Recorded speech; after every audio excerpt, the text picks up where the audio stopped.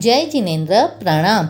नवकार मंत्र और शत्रुंजय गिरिराज की सच्चे हृदय से की गई भक्ति कितनी पावरफुल है, इसका उदाहरण है मणिभद्र वीर। मणिभद्र वीर जैन धर्म के सबसे शक्तिशाली वीरों में से एक हैं।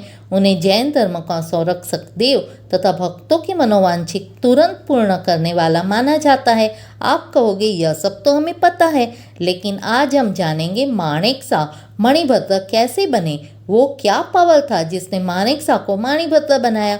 पूर्व जन्म में मणिभद्र उज्जैन के माणिकसा नाम के संपत्तिवान व्यापारी थे। उज्जैन के भैरवगढ़ में विक्रम संवत 1541 बसंत पंचमी के दिन धर्मप्रिय एवं जिनप्रिया की हवेली में पुत्र रत्न जन्मा, जिसका नाम माणिकचंद रखा गया।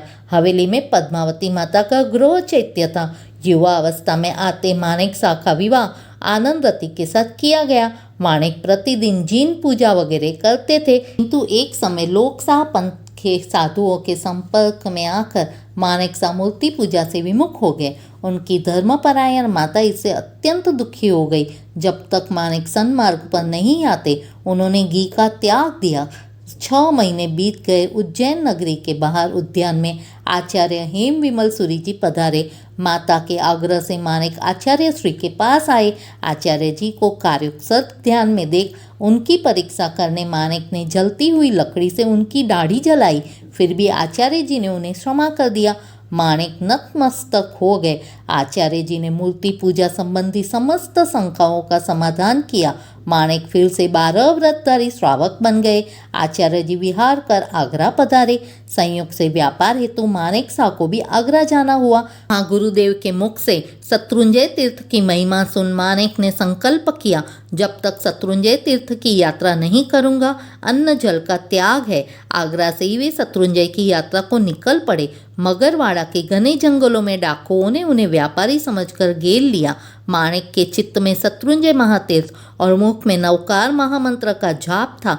डाकुओं की कल तलवार के प्रहार से माणिक के शरीर के 3 टुकड़े हो गए। धड़ आगलोड में गिरा, पिंडी मगरवाड़ा में और मस्तक उज्जैन स्थित उनकी जन्मस्थली भैरवगढ़ में गिरा। शुभ ध्यान में मरकर माणिकसा मणिभद्र व्यंतर बने। कुछ समय पश्चात जैन साधुओं पर होने वाले उपद्रव मिटाने के लिए आचार्य हेम विमल सूरी जी के मगरवाड़ा में ध्यान व तप के प्रभाव से मणिभद्र वीर साक्षात प्रकट हुए और स्वयं का पूर्वभव बताया और जैन साधुओं पर होने वाले उपद्रव दूर कर जिन शासन की रक्षा करने के लिए प्रतिबद्ध हुए। इस प्रकार महासुदी पंचमी के दिन मणिभद्र वीर की जिन शासन के रक्षक देव के रूप में स्थापना हुई, उन्हें श्रीफल और सुखड़ी प्रसाद प्रिय हैं। वे ऐरावत पर सवार हैं। कई जगह पर वराह मुखधारी हैं। उनके 4, 8, 16 हाथ हैं। उनके मुख्य स्थान उज्जैन, मगरवाड़ा और आगलोड है। Subscribe and like please. जय जिनेन्द्र प्रणाम।